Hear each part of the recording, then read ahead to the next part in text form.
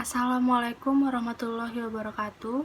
Saya Gina Kalikis Novia dari kelas UX Malam dengan NIM 1961-2012-94. Di sini saya akan menjelaskan beberapa materi mengenai manajemen sumber daya manusia. Untuk awal, saya akan menjelaskan mengenai pengertian manajemen dan sumber daya manusia. Pengertian manajemen merupakan proses kegiatan planning, organizing, coordinating, commanding, dan controlling yang dilakukan untuk mencapai tujuan yang telah ditentukan. Namun, pengertian manajemen sumber daya manusia itu sendiri merupakan penarikan, seleksi, pemeliharaan, pengembangan, dan penggunaan SDM untuk mengaktifkan baik tujuan individu maupun tujuan organisasi. Lalu saya akan menjelaskan tujuan manajemen sumber daya manusia. Tujuannya untuk meningkatkan produktivitas pegawai, mengurangi tingkat absensi, dan meningkatkan loyalitas para karyawan pada organisasi. Selanjutnya di sini ada perencanaan SDM. Perencanaan SDM adalah proses sistematis untuk meramalkan permintaan atau demand dan penawaran atau supply SDM di masa depan. Lalu di sini tujuan perencanaan SDM itu sendiri untuk menentukan jumlah SDM beserta karakteristiknya masing-masing, yaitu meliputi usia, pendidikan, keahlian, sifat, dan lain sebagainya yang dibutuhkan organisasi untuk mencapai tujuan strategik, operasional, dan fungsionalnya. Ada 3 faktor penyebab permintaan SDM, yaitu faktor eksternal, faktor organisasional, dan faktor angkatan kerja. Selanjutnya di sini saya akan menjelaskan materi mengenai analisis dan desain jabatan. Apa sih yang dimaksud analisis jabatan? Analisis jabatan atau job analysis adalah proses sistematis untuk menentukan berbagai tugas, aktivitas, perilaku, keterampilan, pengetahuan, dan spesifikasi karyawan yang diperlukan untuk menjalankan suatu pekerjaan dalam suatu organisasi. Lalu di sini manfaat analisis jabatan sebagai masukan penting nih untuk fungsi-fungsi MSDM lainnya seperti rekrutmen dan seleksi, penilaian kerja, manajemen karir, dan kompensasi. Lalu, manfaat yang kedua sebagai bahan penting dalam perancangan sistem organisasi secara keseluruhan, misalnya untuk pembagian departemen, aliran kerja, serta untuk mendesain ulang jabatan itu sendiri.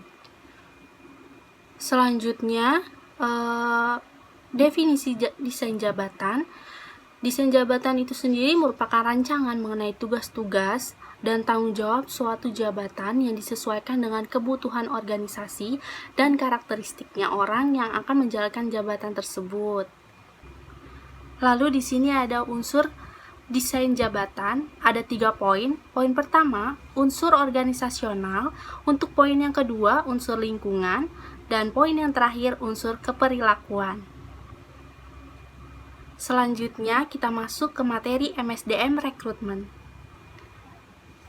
Definisi rekrutmen itu sendiri merupakan proses menemukan dan menarik para pelamar yang memenuhi syarat untuk dipekerjakan. Selanjutnya, proses rekrutmen itu dimulai dari pencarian pelamar dan diakhiri dengan masuknya surat lamaran dari para pelamar. Hasil proses rekrutmen adalah sekumpulan pelamar yang siap untuk diseleksi. Lalu di sini ada seleksi karyawan. Seleksi karyawan itu sendiri merupakan suatu kegiatan pemilihan dan penentuan pelamar yang diterima atau ditolak untuk menjadi karyawan perusahaan tersebut. Seleksi ini didasarkan kepada spesifikasi tertentu dari setiap perusahaan yang bersangkutan. Untuk tujuan seleksi itu sendiri untuk mendapatkan karyawan yang mampu bekerja sama dan untuk mendapatkan karyawan yang dinamis dan kreatif. Lalu untuk mendapatkan karyawan yang inovatif dan bertanggung jawab. Dan yang terakhir untuk mendapatkan karyawan yang loyal dan berdedikasi tinggi. Nah, di sini ada langkah-langkah dalam proses seleksi.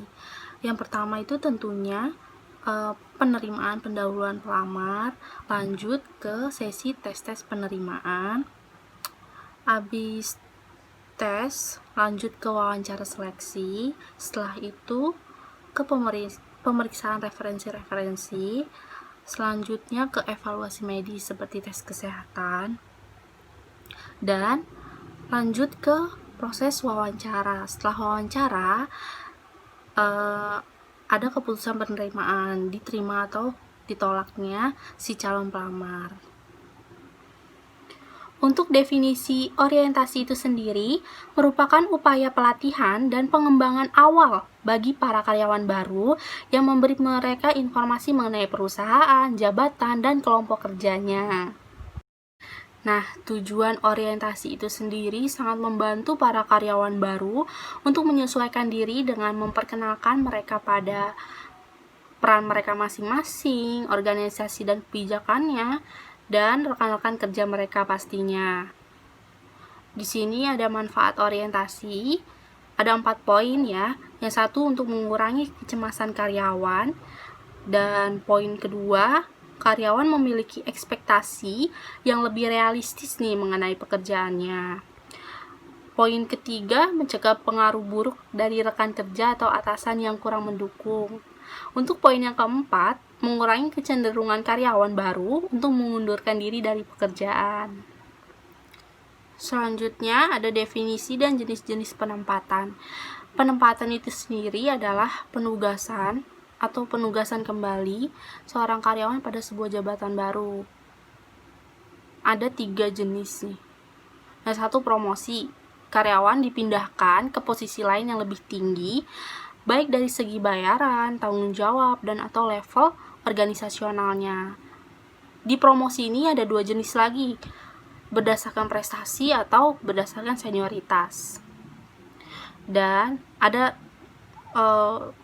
transfer itu atau karyawan dipindahkan ke posisi lain yang setara baik dari segi bayaran, tanggung jawab, dan level organisasionalnya.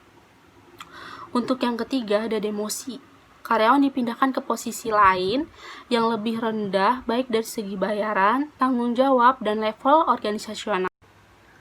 Selanjutnya di sini ada penilaian kinerja. Manajemen kinerja adalah proses berorientasi, tujuan yang diarahkan untuk memastikan bahwa proses-proses organisasi ada pada tempatnya guna memaksimalkan produktivitas para karyawan, tim, dan akhirnya organisasi itu sendiri. Penilaian kinerja adalah proses yang dilakukan organisasi untuk mengevaluasi hasil kerja para karyawannya. Nah, selanjutnya di sini ada proses penilaian kinerja. Yang pertama itu alurnya ada mengidentifikasikan tujuan-tujuan spesifik, lalu ada menyusun kriteria-kriteria kinerja, lanjut ke memeriksa pelaksanaan pekerjaan. Setelah itu baru menilai kinerja, lanjut ke mendiskusikan nih hasil penilaian. Nah, mendiskusikan hasil penilaian ini ada kaitannya dengan kriteria-kriterianya, apakah si calon pelamar itu masuk di penilaian kinerja.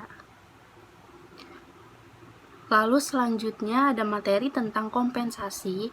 Kompensasi merupakan seluruh imbalan atau balas jasa atau reward ya, yang diterima karyawan atas dasar hasil kerja karyawan tersebut terhadap organisasi. Nah, kenapa sih kompensasi itu penting? Yang pertama itu tuntutan organisasi terhadap peran MSDM semakin tinggi. Fungsi utama SDM itu sendiri adalah mencari, memotivasi, mengembangkan, dan mempertahankan karyawan yang potensial dan kompeten untuk mencapai tujuan organisasi. Lalu yang kedua, kompensasi dipandang sebagai salah satu bentuk investasi perusahaan. Contohnya training, beasiswa, dan uji sertifikasi. Lalu, tujuan kompensasi itu sendiri untuk memotivasi pekerja untuk bekerja lebih giat dan memaksimalkan seluruh kemampuan untuk mencapai sasaran organisasi.